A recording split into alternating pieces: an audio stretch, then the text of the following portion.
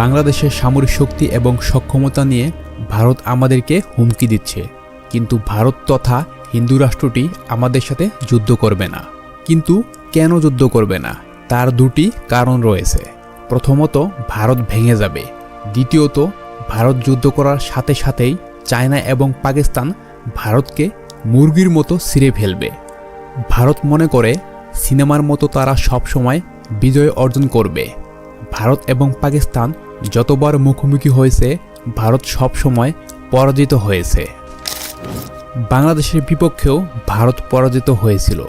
বড়াইবাড়ি যুদ্ধে 500 জন ভারতীয় সেনার লাশ পড়েছিল ধানক্ষেতের মধ্যে। তারপর তা রাতের আধারে নিয়ে যাওয়া হয়। তারপরেও সর্বশেষ 16 জন সৈনিকের লাশ নিয়ে যেতে পারেনি।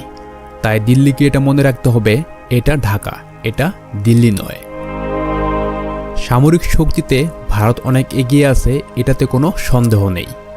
বাংলাদেশের অবস্থান 36, এটাও নেহাত কম নয়।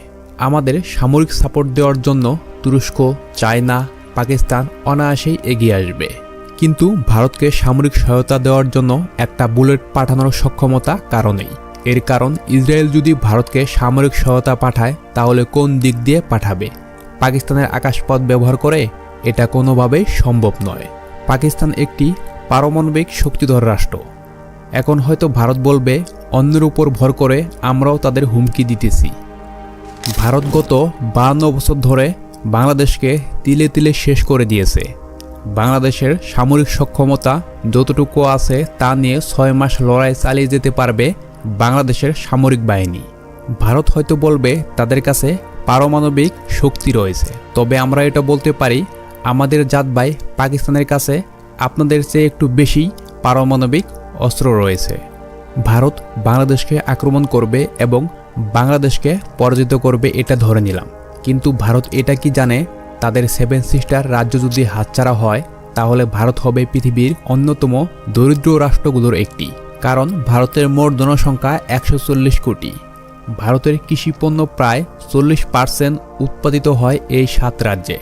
এখান থেকে ভারত প্রচুর পরিমাণ ধান, পাট, গম, চাউল, কৃষিপণ্যের সবকিছুই অন্য রাজ্যে নিয়ে যাওয়া হয়। এটা নিয়ে মণিপুর, ত্রিপুরা, আসাম রাজ্য অনেকদিন থেকেই লড়াই করছে। তারা স্বাধীনতা চায়।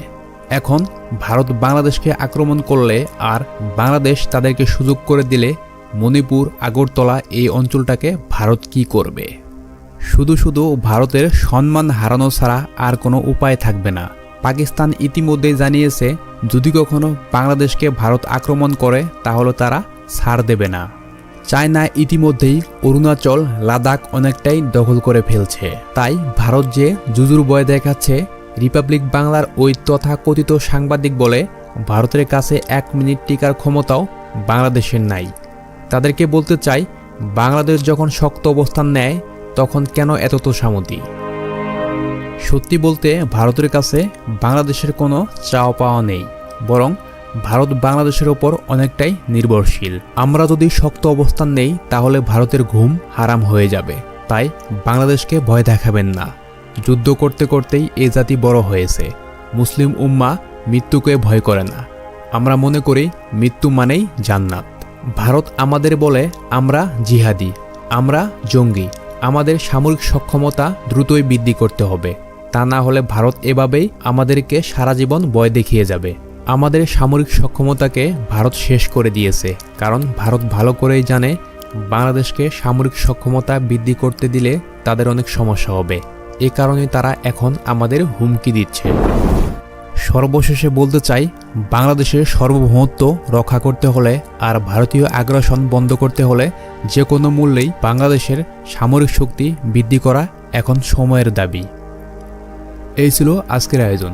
ভিডিওটি ভালো লাগলে লাইক এবং সাবস্ক্রাইব করে পাশে থাকবেন। ধন্যবাদ।